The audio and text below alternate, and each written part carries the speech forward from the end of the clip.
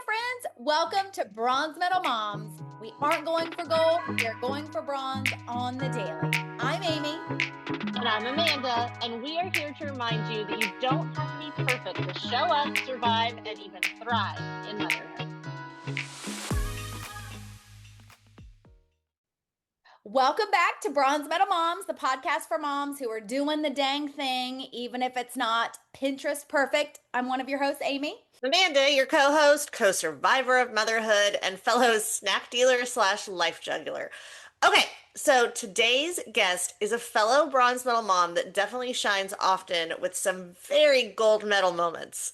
Yes, so today's guest is someone I've been so excited to bring to our listeners. She's a certified life coach, a podcast host herself, and a homeschooling veteran with grown kids, which means she lived to tell the tale. And what we love most about her, she didn't start out feeling like she could do it. In fact, she says she never felt totally qualified, but she homeschooled all her kids anyway. Yay, so let's welcome Angie Ambrosetti to Bronze Medal Moms. Angie, we are so glad you're here. Yay! Hey guys. Oh my gosh. Thank you so much. I have loved listening to your podcast and I'm really excited to be a guest today. Yay! Well, let's just get right into the real talk. So, you have shared on your website and your podcast, and even just I know in me personally having conversations with you, that you didn't feel capable of homeschooling at first. So, what was that moment though that pushed you to do it anyway? And how did you move forward even while having those doubts? Oh my goodness. That's going to take me back quite a long time because I started homeschooling 26 years ago Oh my goodness. when it wasn't cool. Yeah, right? it wasn't cool. Right. And how old were your kids when you started homeschooling? Like, what were their grades? So my oldest son was in the 6th grade. He had finished half the year. And then at the time we had 4 children. We now have 7. So 6th grade, 4th grade, 2nd grade, and kindergarten. Wow. Wow. Yeah. And my oldest son was actually being bullied at school. Oh. And it seems odd to me to think back that long ago, bullying was happening, but it was. And even if I go back to my own, high school, middle school, like there was bullying going on then. I guess we didn't like categorize it as bullying back then. Sure. But he came home from school and he was crying and he was like, "Mom, I don't want to go back to school. Like, please homeschool me." And I was like, "What? I can't homeschool. Like, what are you talking about?" I had a couple of friends that homeschooled, but I was not in their space. I didn't really know anything about it. And but the mama heart was like, I was just like tugging at me. And I was like, oh my gosh. And my husband was like, we have to do this. Like, he's getting bullied. And mind you, he was the quarterback of the football team for 6th grade. He was playing basketball. He was doing things. It wasn't like he was a total nerd or whatever. But he was doing all the social things that you think would be, why you want them in. Right. I keep saying like a brick and mortar school, but there's probably a better word for. Yeah. Well, because people were always saying, what about socialization? Yeah. And as it turned out, all these years later, like for us, that's why we did homeschool, because we did give them different opportunities for socialization. But he wanted to be homeschooled. So it was January. I pulled him out of his 6th grade year, and my other kids stayed in school for the remainder of that school year. And by about the first month, I knew I wanted to pull my other kids out and I wanted to homeschool them. And at first, it was like the schoolroom at the kitchen table, the pile of books, every single subject, every single, Yeah. And as time went on, I realized that wasn't going to be the best plan for me. I, however, do not have a college degree. And I was thinking, I don't have a college degree. How in the world am I going to educate these children, homeschool them, and it's going to be beneficial for them? So there were a lot of doubts. And as a matter of fact, it was just about 5 years ago, I kid you not, that I finally was like, I'm doing an okay job. Even after all of that. Yeah. Wow. I think it is so relatable. One, the bullying just seems to be so prevalent now. Mhm. And you know, when your child comes to ask you and like they want this, like how can you say no to that? So I think though so many moms might be listening right now and they have that little voice in their head saying you're not qualified for this, whether it's homeschooling or even just parenting, right? Sometimes we don't even feel like we're qualified for some of the hard parenting, you know, tasks and conversations that we Yeah. have to do, right? A Yeah, hundred percent. and I think we think like, I don't know, if I was starting homeschooling, I would think of like, okay, I'm gonna have the matching outfits and I'm gonna have lesson plans, and then like reality hits. And I'm sure there were moments that you were like, yeah, this is hard.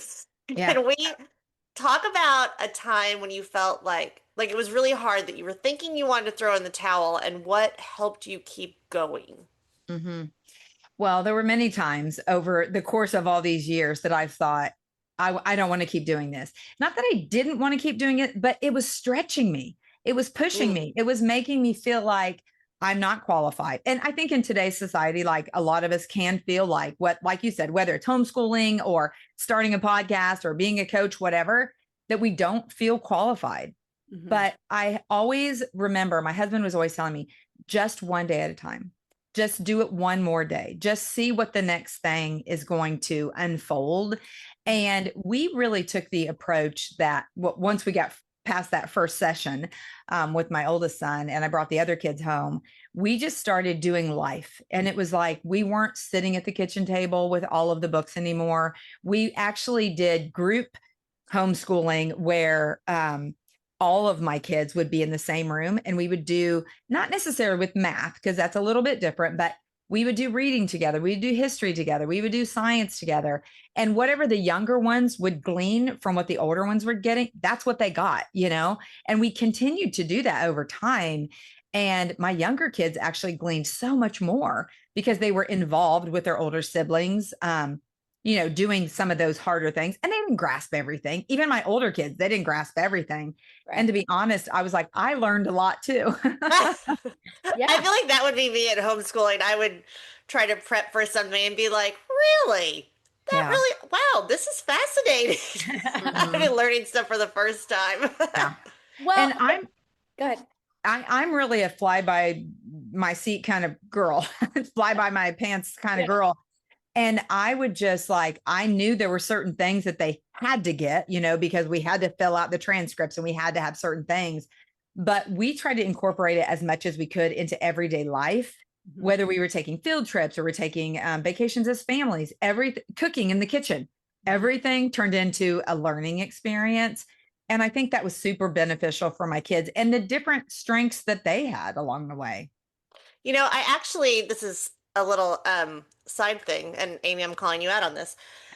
I have a friend that is going to start homeschooling, her going into third, going into kinder, and they actually are taking a big long trip. Like they're driving all the way up to Canada and, you know, doing all the things. And I was telling them about how when Amy did her year in the RV, and I thought it was so cool that Adelaide did that thing at the state parks. Do you remember that, Amy? She gets her junior ranger badges at every national park. It's like a lesson at every park. I feel like that was like that's like a class at Oh yeah, every single, totally. like that was so cool and such an experience that you're not going to get in a classroom. Right. Mhm. Right.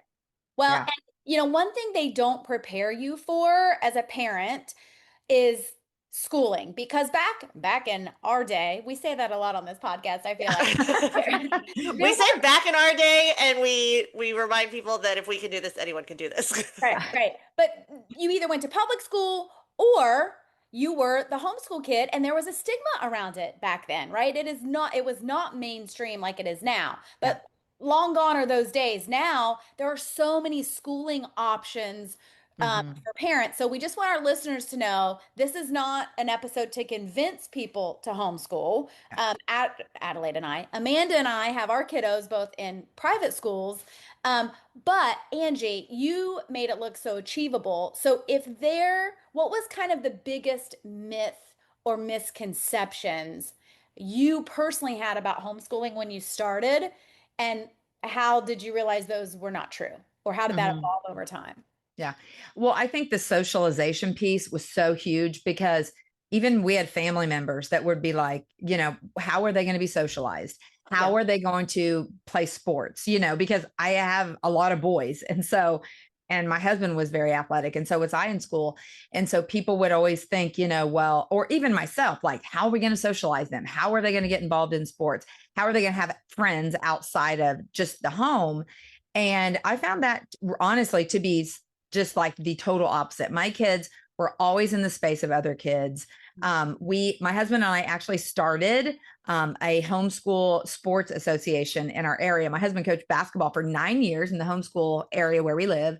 And my kids got to do that. It was just a part of our everyday life. And they were socialized a ton, like through church, through sporting activities, through other homeschool groups that we would visit or take field trips with or something like that. And just really, I know for me, feeling like I'm not educated enough. How am I going to do this?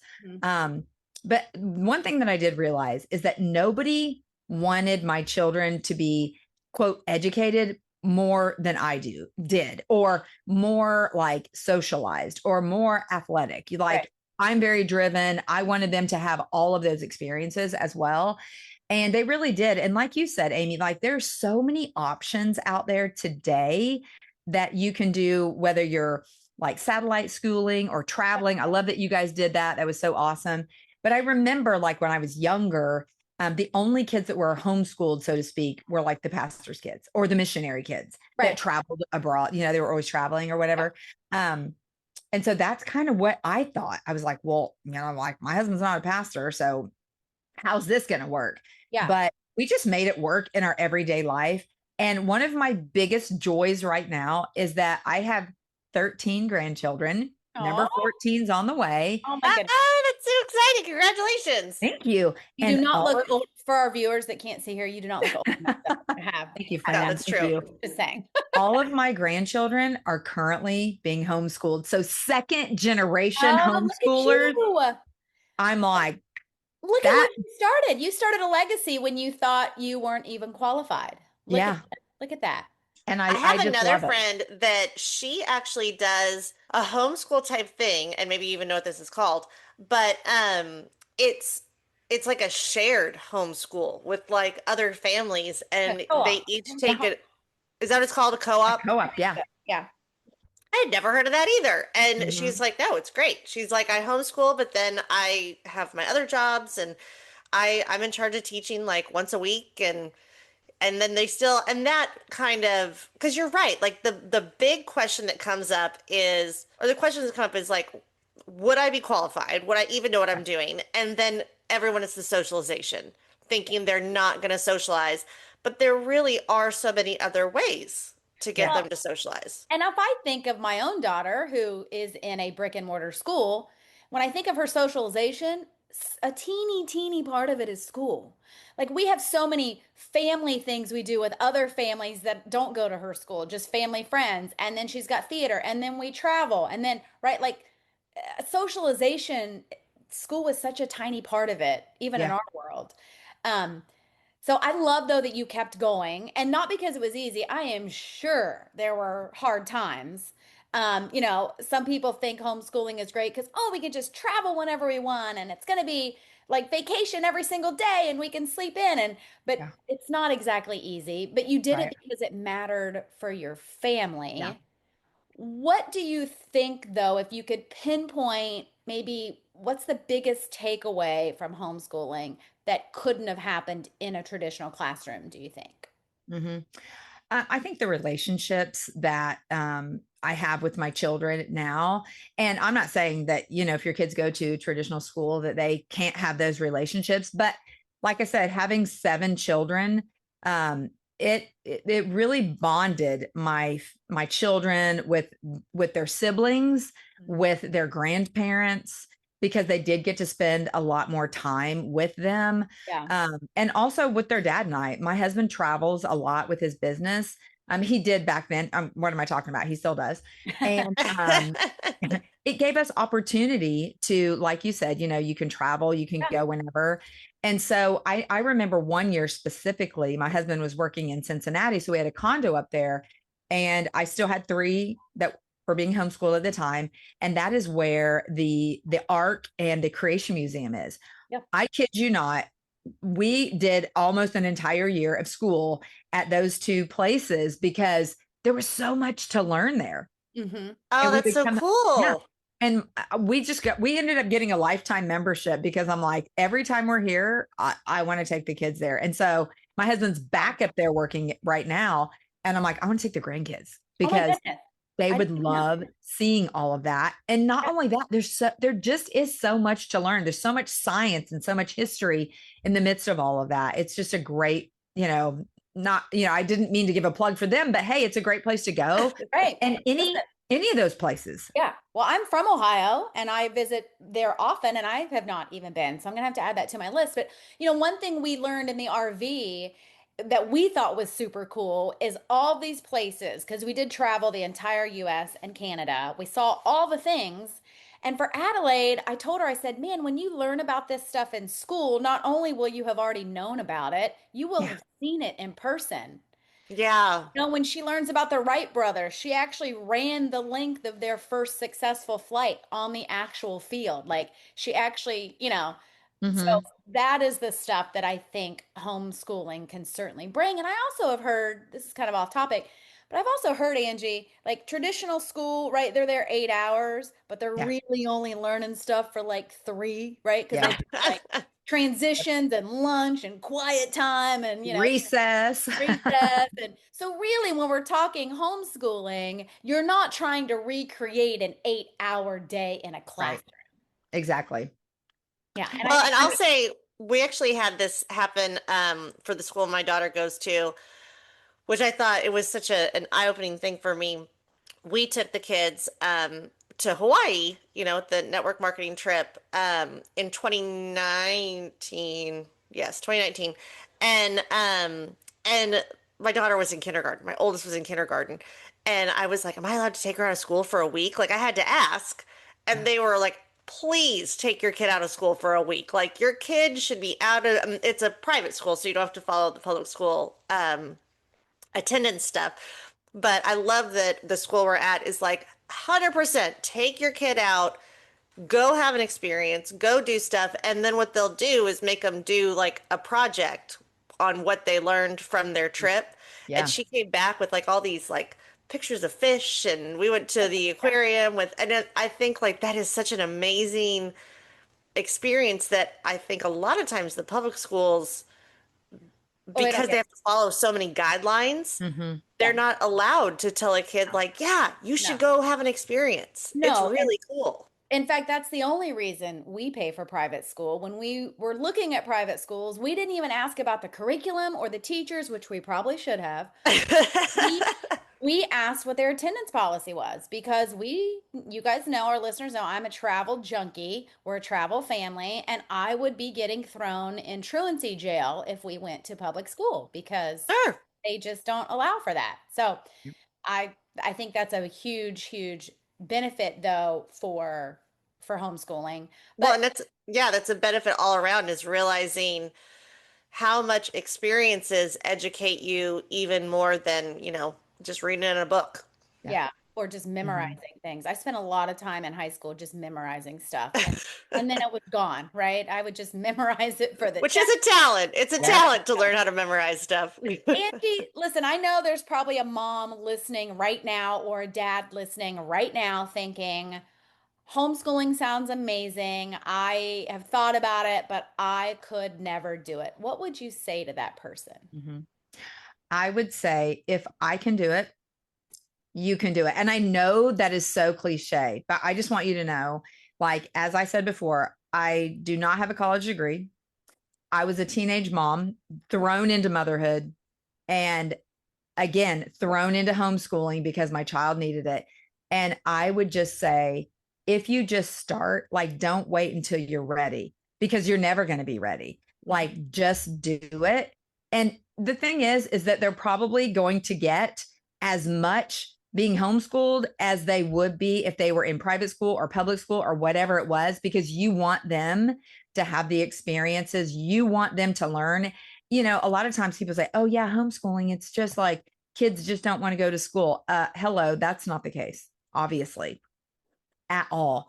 It really is one of those things that, and honestly, like, I'm just going to go back to this. I tell people all the time, if there's one thing that you can do for your kids, like whether it's math or science or whatever it is, I always go back to reading. Read with your kids. My kids read so much. You can get so much, except for math. It's hard to get math from reading, but you can get history and you can get science. You can get so much grammar and spelling, all the things in reading. And I would just tell people, just try it. Because the thing is, like, you're not really going to fail.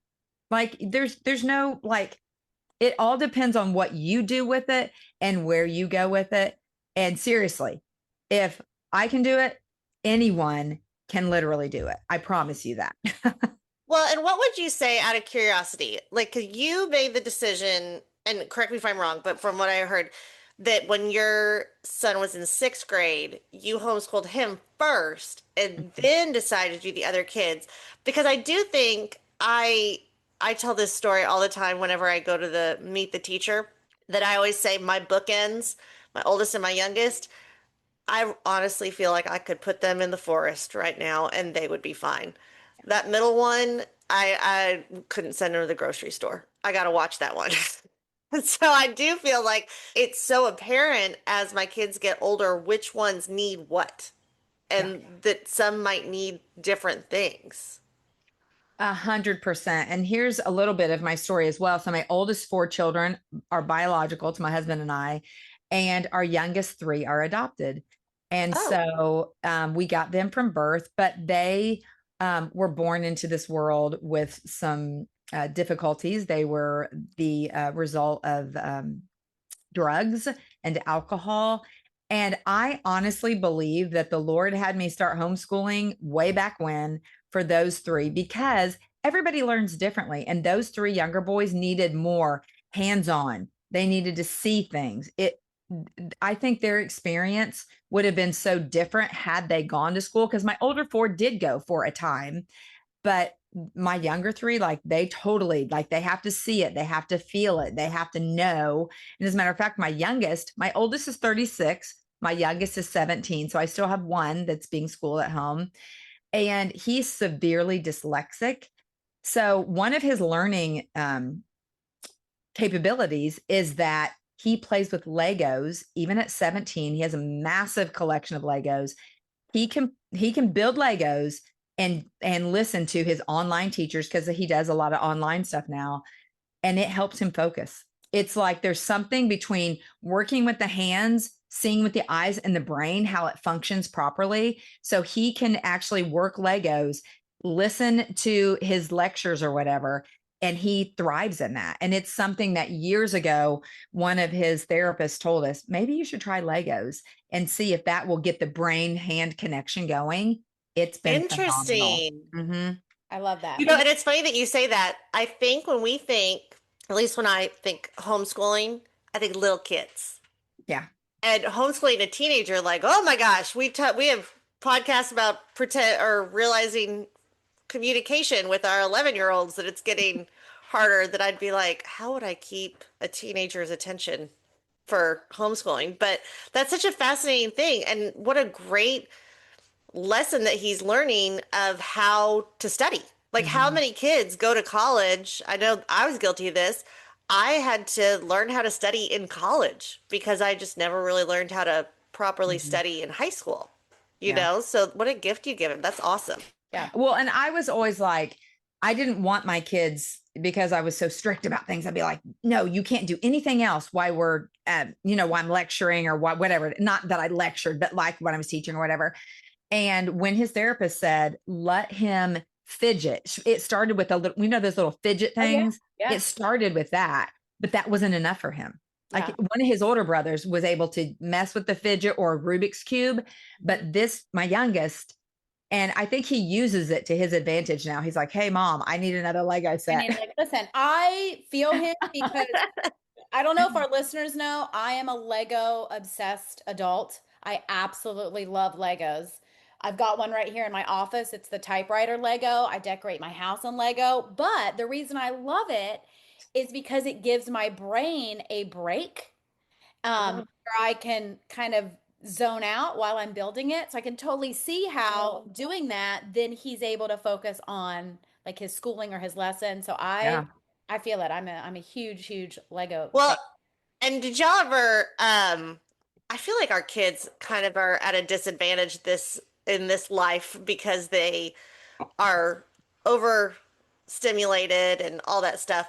Um, Mr. Rogers was so huge for us Mhm. growing up, but now he's kind of slower paced. And like when I tried to get my kids to watch Mr. Rogers, they got bored. But one of the things he always said was, doesn't it feel good? Sometimes it just feels good to create something. And I Mhm. do that a lot with my kids of like, let's paint a picture. Let's build something with Legos. Let's do something because sometimes it does. It's like a break for your brain to Yeah. just create something and feel good Mhm. about creating something. Yeah. Well, and it builds a lot of confidence. I had seen that so much in my youngest. My other kids did Legos a little bit, but this one, like his whole bedroom is Legos. As a matter of fact, we're building a new house right now, and he's like, I don't, I just put the mattress on the floor. Like, don't take up any space in my room because I want the Legos everywhere. Yeah. Just Like, make him like a Lego wall. All the yeah, walls just Legos. yeah. So, Amy, I'll have to send you some pictures and you can see some of his cool, like Lego city that he built. Oh, I Yeah. guarantee Amy still has like 3 Lego sets going on her dining room table right now. Oh yeah, I do. I have two on my wall. I have the map of the world and I have the Milky Way. They're like it's my dining room decor on my wall. You should I look love that it. But up. it does look really nice. It doesn't look like you're in like a child's room. She does it really well. Thank you. Thank you. We'll chat offline about that. But yeah, I love that. So, oh my gosh, Angie, this has been such a gift. Before we leave, though, I want to make sure that our listeners can know where to find you and learn more because I know you've got a website and a podcast and coaching, and we'll put it all in our show notes. But Okay. where can they find you? Okay, awesome. Well, excuse me. So on social media, I'm just Angie Ambrosetti, super original. And yeah, you'll probably have to figure out how to spell that name. But, anyways, it'll be in the show notes. Also, I have a podcast. It's called The Angie Ambrosetti Show. Let her out to play. Like, Love. seriously, I encourage women to just come outside of themselves and be who they want to be. Going back to that recess word that we talked about earlier, like, seriously, I just love for women to be able to come outside of themselves and be exactly who they were called to be. I Um, love that. yeah. And so I was just telling someone yesterday, I was like, remember when they used to write recess on the board? I'm really aging myself here, but they would take away a letter, and that was 5 minutes off of recess every time. So I'm like, hey, I don't get the letters taken away so you can get outside and play. Yeah. And I'm also a life coach. I'm a certified life coach. And my website is Angie-lifecoach.com. And I love to help women, like I said, get outside and play, but also break free from the things that held them back. Because for me, I felt like I was unqualified for so many things in life. And that just was not the case. So I love helping women be able to uncover that for themselves as well. I love that. And I think all of our listeners just kind of took a deep breath hearing you say, like, really, you're saying let go of the perfection. And we say it all the time on this podcast, lower the bar. Not that we're, lowering our standards by any means, but like lower the bar and let's stop going for perfection. We need to Mhm. print that on a t-shirt because we say it so often. Well, and that's just it. Like you said, stop going for perfection. Yeah. Stop. Just be who you were meant to be and just be the mom you were meant to be. And whether, like we said, this is not like a podcast episode to make you want to do homeschooling, but Amy and I were just so fascinated that you do such a great job of showing people just do it scared. You don't have to Yeah. know all the things. And it's such a great lesson for anything in life. Yeah. I mean, like if someone asked me to homeschool, if Rue came to me today, she's going to 6th grade and asked me to homeschool, I feel like what? No. Yeah. Well, now you have the resources. You're going to be like, wait, let me call Angie up. Let me Yeah. call Angie. Maybe we could pull this off. Yeah. Well, I will tell you that when COVID hit, like prior to COVID, I Mm. was like a homeschool nerd. Like everyone saw me as, oh yeah, that nerdy homeschool mom. Yeah. When COVID hit, I became Wonder Woman. Everyone was like, oh my gosh, tell me all the secrets. I'm like, there's really not secrets. It's fine. You can do it. And I became like Wonder Woman overnight, basically, to all my It's friends. true, though. There really was a shift from That's true. I didn't think about that. from Yeah. it being like the weird kids, and I say that with love. I don't mean that, but honestly, that was the stereotype when we were growing up, right? Like the homeschool kids were you assumed to be awkward, but how Yeah. did we know? We weren't in school with them. We don't know. We weren't Yeah. around Well, them. but also I wonder if there wasn't as much socialization with a homeschool kid back in our day that like now there is the co-ops, they're still doing sports. Well, Like, no, I still think it was a perception because, yeah. like Angie said, the homeschools were the pastor's kids who were out on missions traveling. They were surrounded by people. They just weren't Yeah. in school. So, but then post COVID, oh my gosh, now like even in our neighborhood, I have a very active neighborhood in general for all kinds of things. There's a huge homeschooling co-op just of people in our neighborhood. A huge group of families that started a co-op together and they all homeschool when Yeah. Well, and I do just want to say for anyone who's listening that's like, okay, here's this woman who was a teen mom. She doesn't have a college degree. She starts homeschooling all these kids. I want to give a plug for my kids really quickly is that, because that's what moms do, right? So my oldest son is a physician. sorry, He's a physician. My second oldest son is a pharmacist. My daughter has a degree in Christian education. She's homeschooling 5 of my grandchildren. My other 3 that are graduated, they didn't go to college, but they're very successful in their businesses and what they do. And then I still have the baby at home, and he's a musician. And I don't know if you follow my story there, but I can't really say it online. But you guys go follow my story and see what's happening with him. So I am I'm a proud gold medal mom, but I'm also this amazing bronze medal mom. Like I fall right in the midst of all of it. love Like we it. call it our gold medal moments that we have Yeah. these that like I'm doing awesome. Like it's Yeah. good to toot your own horn and be like, I really rocked that. Yeah. Yes, yes. So. Well, thank you for being here. And to all of our bronze medal moms listening, remember, I think this is a perfect example that you don't have to do it perfectly. You just have to go do it. Yes. You just Thank have you to so show much. up. Yes. Thank We'll you see you next so time. much, Thank you Angie. so much. Bye, Bye, guys. ladies. Thanks for listening to our moms on Bronze Medal Moms. Don't forget to subscribe, share with your friends, and leave us a review. We'd love to hear from you. See you soon.